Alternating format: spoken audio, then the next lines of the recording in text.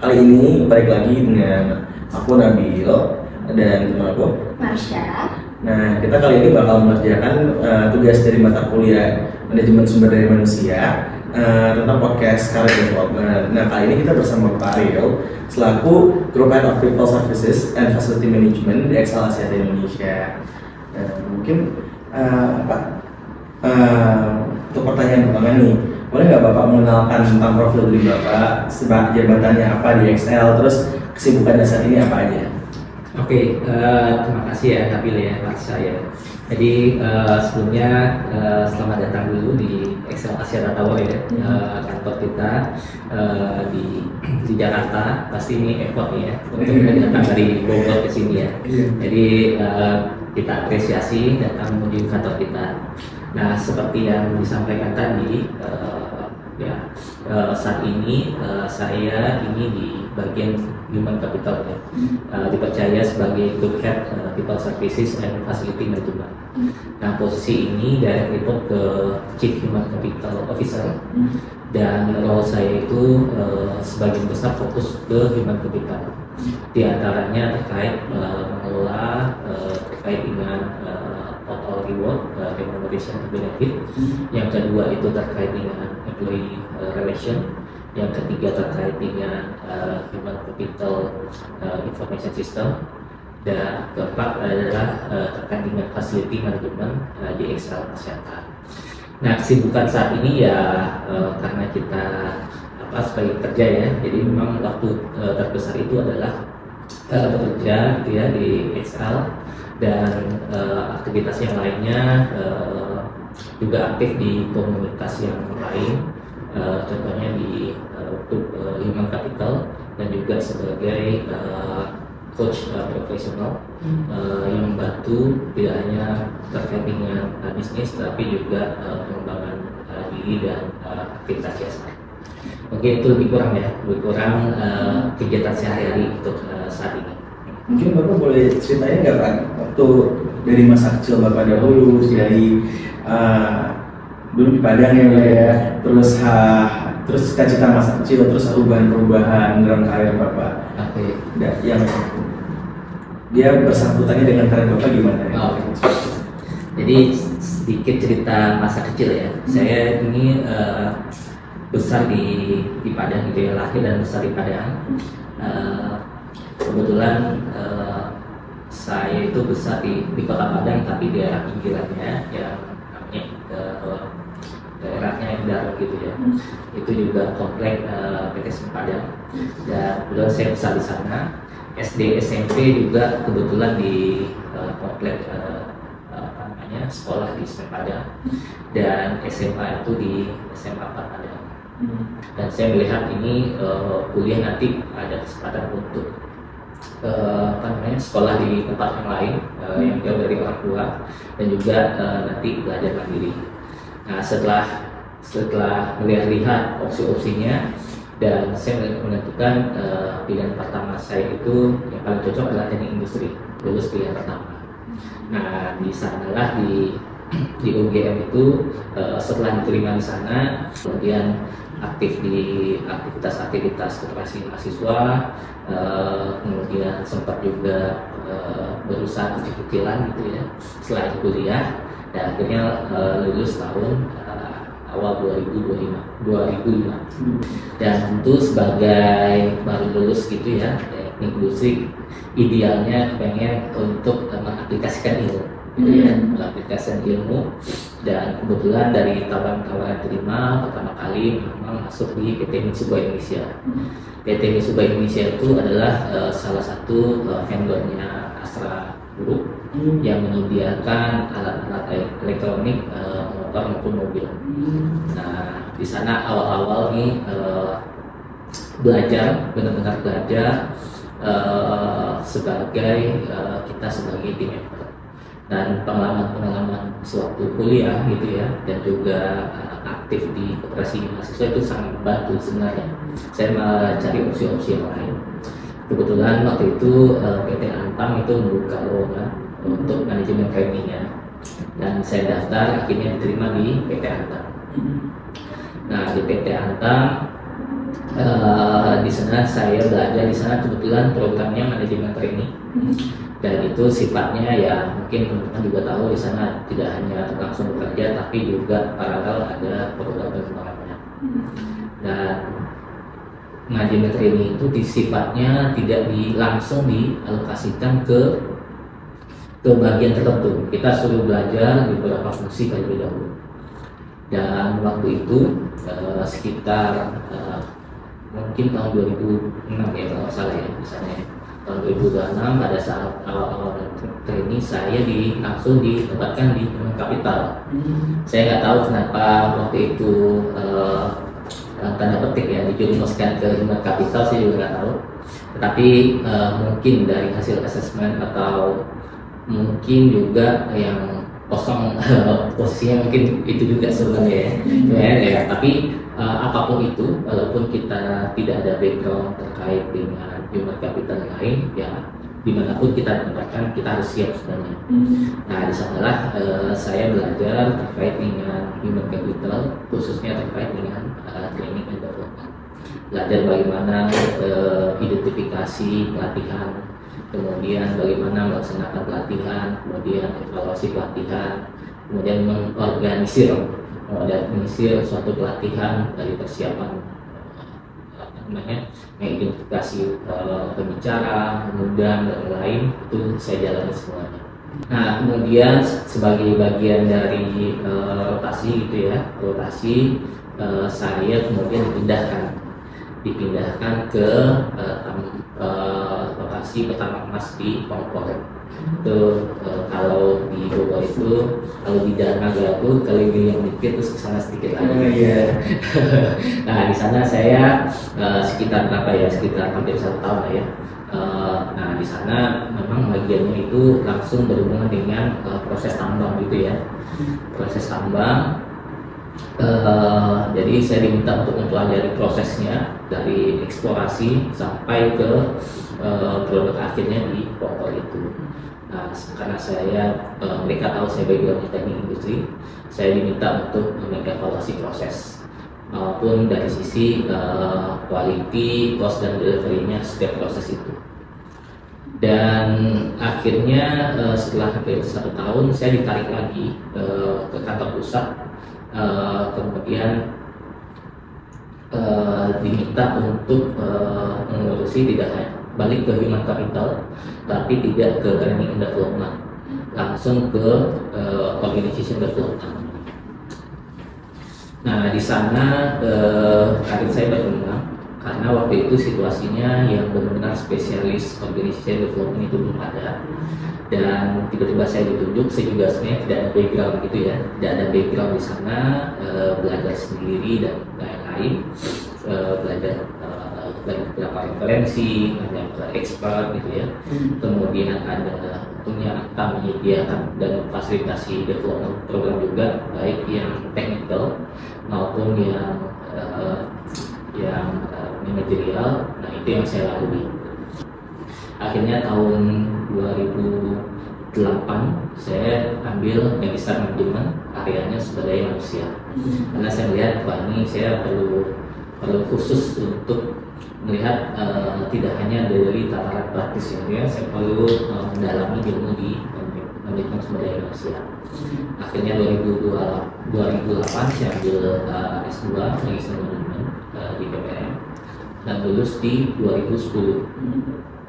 Nah dari sana saya sebenarnya sudah punya banyak sampai 2010 selain kuliah saya juga punya beberapa sertifikasi terkait dengan sumber daya manusia juga ada, sertifikasi strategi manajemen juga ada. Nah nggak tahu pada saat 2010 akhir, nah kemudian ada pihak dari Excel Axiata yang menghubungi saya. Jadi saya juga nggak tahu sebenarnya, ada yang menghubungi saya untuk menawar pekerjaan di Excel. Akhirnya saya ambil kesempatan itu, dan akhirnya masuk Excel di akhir tahun 2010. Dari pengalaman Bapak nih kan dari awal lulus kuliah dari ke Submit juga terus pindah lagi ke Antak yang berbeda-beda. Itu sebelumnya berarti Bapak tuh emang mengikuti alur aja ditarik kemana atau ada target-target tertentu yang mau kesini masih situ? Oke, kalau ini sebenarnya di awal-awal gitu ya, di awal-awal saya yang penting saya bekerja dulu setelah lulus. Nah, itu target saya ya. Saya penting bekerja dulu dimanapun itu perusahaannya. Sebab itu akan karena itu jadi sesuatu hal yang mempengaruhi psikologi individu juga waktu itu. Setelah lulus kok nggak ada pekerjaan gitu ya. Nah, tapi sambil di sana saya lihat-lihat opsi-opsi yang lain gitu ya, opsi-opsi yang lain sambil bekerja. Dan saya juga sambil belajar gitu ya, belajar, improve bagaimana sih tes masuk kerja itu sebenarnya seperti apa, kemudian hal-hal yang lainnya. Nah, dan pada saat masuk di Antam pertama kali di manajemen training itu, saya juga nggak tahu sebenarnya. Saya waktu itu kan nggak bisa milih sebenarnya. Jadi di perusahaan itu kita ditempatkan di fungsi mana aja kita harus siap. Nah, menurut saya sih kita ikuti alur di mana kita ditempatkan oleh perusahaan. Berarti perusahaan itu pasti juga akan menilai kita itu mampu nggak di posisi yang berbeda. Karena untuk mencapai level yang tinggi itu perlu pengalaman, menurut saya pengalaman di beberapa bidang sehingga pada saat menduduki posisi yang cukup tinggi nantinya kita bisa point of view-nya itu bisa dari beberapa aspek gitu ya. Nah, saya terus terang saya mengikuti alur untuk fungsi-fungsinya, tapi untuk karir leveling itu terus terang saya juga punya target individu sebenarnya. Ada saatnya kita mengikuti alur, ada saatnya kita minta, tapi di dalam individu kita itu menurut saya sih idealnya kita punya target untuk jenjang karir yang kita inginkan. Dari perpindahan nih dari ke perusahaan juga terus ke Antam dan ke XL sekarang ini, berarti kan ada perbedaan culture dari setiap perusahaan. Itu ada nggak sih kesulitan Bapak dalam adaptasi dari satu perusahaan ke perusahaan lain? Kalau ada adaptasi menurut saya sih nggak ada isu ya, tapi memang perlu waktu ya. Pada saat pertama di Mutsuba, culture perusahaan Jepang gitu ya, dan itu disiplinnya tidak tinggi. Mungkin Pak mau lagi nanya kan sebagai HR nih Pak, yang ngurusin human capital untuk jadi seorang, menurut Bapak apa sih yang paling Bapak cari dalam menentukan pemimpin dalam satu tim yang Bapak bawa ini? Untuk jadi pemimpin itu kan ada dua hal, dua faktor gitu ya, bukan dua, mungkin ada berapa gitu ya. Yang pertama tentu dari sisi kemampuan teknikalnya, tapi kemampuan teknikal ini sesuatu yang bisa dipelajari, dan menurut saya sih ini sebenarnya tidak jadi fokus utama, tapi at least dia bisa memahami atau mencapai minimum requirement lah di posisi itu. Nah, yang kedua yang lebih penting adalah terkait dengan potensi ataupun yang terkait dengan leadership dan managerialship. At the end of the day, seorang pimpinan itu dia akan lead tim gitu ya, dia lead tim. Nah, untuk jadi seorang manager atau seorang leader itu memang susah karena hasil pekerjaannya itu tidak ditentukan oleh dirinya, tapi oleh timnya sebenarnya secara akumulatif. Nah, hal-hal kemampuan managerialship dan leadership ini menurut saya ini jauh lebih penting daripada teknikal.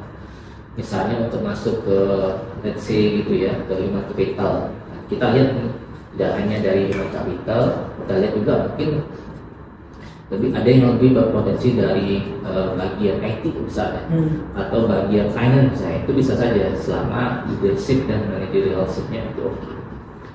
Nah, itu dua ya. Oke, dari tadi kan kita udah diceritain Bapak cerita tentang sebelum di Excel. Nah, kita jadi penasaran gimana perjalanan Bapak selama 13 tahun di Excel. Mungkin struggle-nya atau senang dan sedihnya di Excel itu gimana Pak?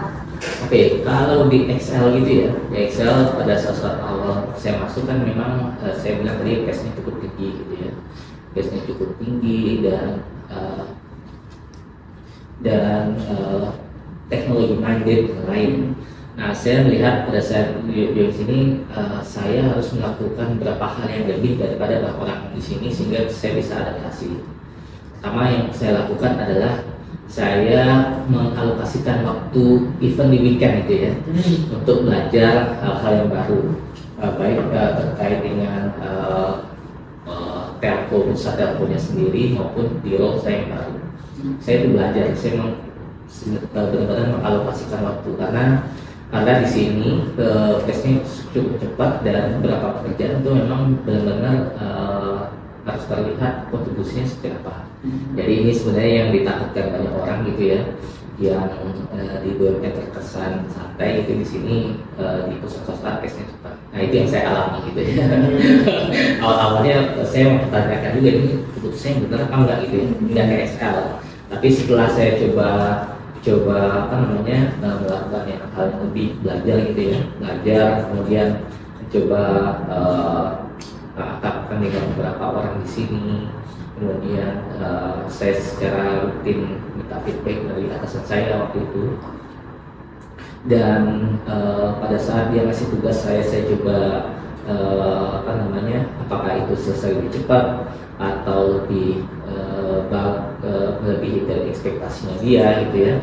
Nah saya berusaha itu untuk mencapai di level itu setiap di awal-awal gitu ya, sehingga waktu itu saya terlihat cukup berkontribusi ke tim.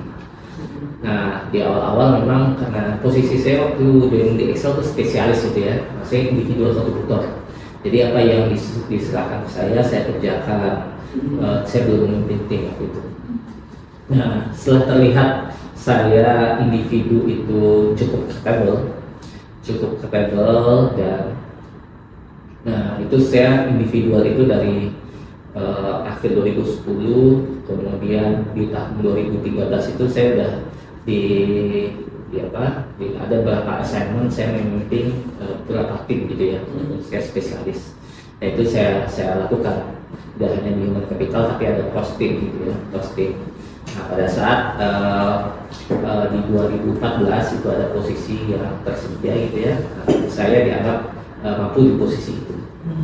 Dan itu karena pada saat manajerial itu saya megang role yang sama waktu saya spesialis gitu ya, dan secara teknikal saya tidak perlu beradaptasi lagi karena itu yang saya kerjakan sudah 4 tahun gitu.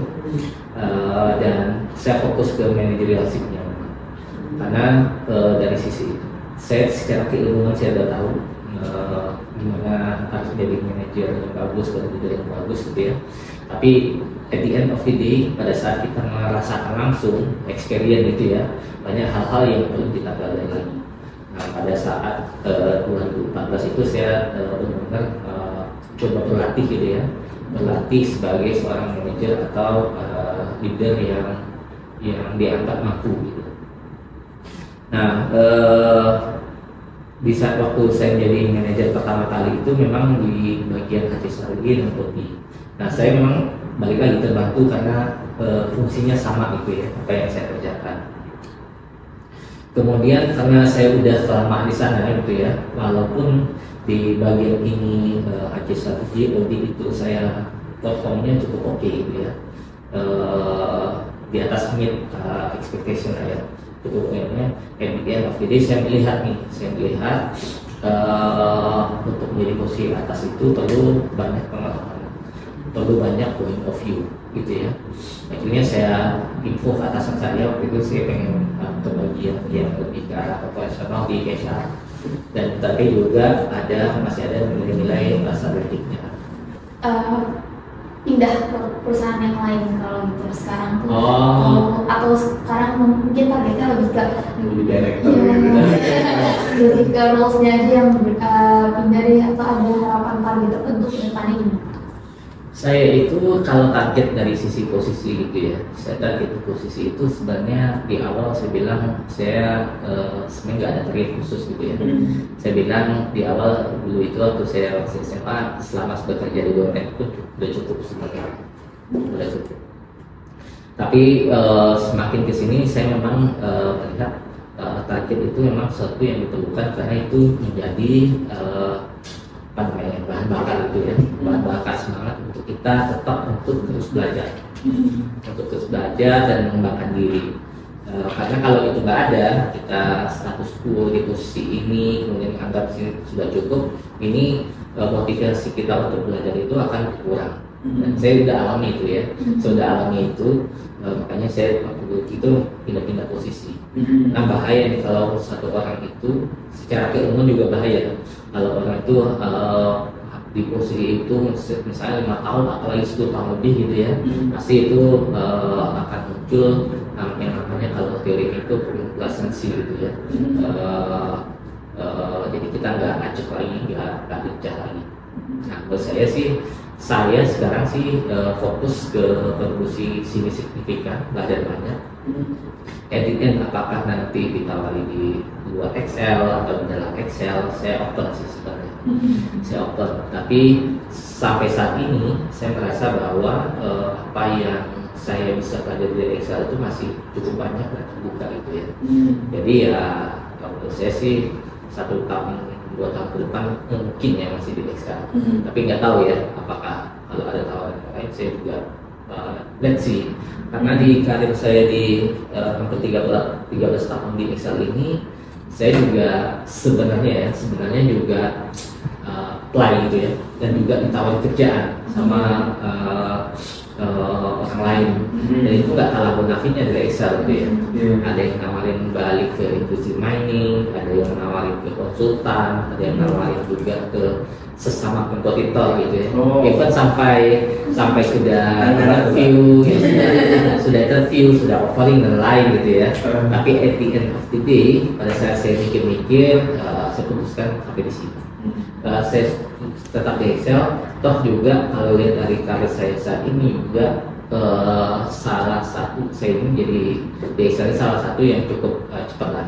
Pergerakannya baik itu pindah antar fungsi maupun sampai ke level ini sekarang. Jadi itu yang disyukuri. Saya lihat Excel juga masih tetap untuk mengembangkan diri lain, dan ya udah, maksudnya ada beberapa perusahaan memang menawarkan dari sisi remunerasi yang cukup tinggi gitu ya. Tapi saya lihat wah ini yang bisa kita pelajari secara terbatas, dan mungkin hal-hal yang lainnya selain profesional juga mungkin ada di sana gitu ya. Dan saya lihat wah ini ya udah, saya coba berpikir agak panjang sedikit sehingga saya masih di Excel walaupun ada di perjalanan 13 tahun ini ada beberapa offering yang cukup membuat hati bimbang gitu ya. Tapi at the end so far sih putusannya masih benar. Mungkin ya pertanyaan terakhir dari kami itu, ada nggak sih pesan untuk kami yang masih kuliah untuk kedepannya yang Bapak udah punya pengalaman banyak banget? Tips-tipsnya. Tips and tricks untuk kehidupan. Tipsnya yang tadi saya udah sampaikan juga sebenarnya. Pertama untuk belajar itu penting, tapi juga usahakan ada aktivitas yang lain selain perkuliahan. Apakah itu di aktivitas di jurusan, di fakultas, pokoknya aktif apapun itu ya. Tidak harus menjabat misalnya kepala himpunan atau apa, nggak harus. Tapi kita at least kita aktif nih, merasakan proses itu seperti apa. Saya juga dulu sempat jualan juga gitu ya, jualan juga selama kuliah, kemudian aktif di kepengurusan koperasi mahasiswa dan lain, itu impactnya sangat luar biasa. Mungkin udah masih banyak banget tanya yang mau diungkapkan, tapi karena keterbatasan waktu mungkin sampai sini aja. Semoga nanti ke depan mungkin ada kesempatan lain untuk bisa ngobrol lebih banyak. Besok magang di Excel.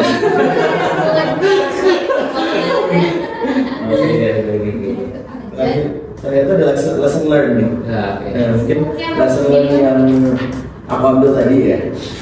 Pertama itu kayak tips-tips kita itu harus banyak, jangan capek-capek gitu belajar. Kayak Bapak lo nih udah posisi tinggi nih, udah ibarat TV lah gitu. Tapi masih belajar terus ada juga networking kita dengan orang lain, terus ada juga ya kita belajar bahasa. Mungkin untuk masa depan nggak cuma bahasa Inggris lagi ya, masa depan ada Mandarin atau Jepang, Prancis. Nah mungkin dan terus kita harus setting target. Jangan kita boleh bikin tapi harus punya target pribadi. Kalau Masya gimana?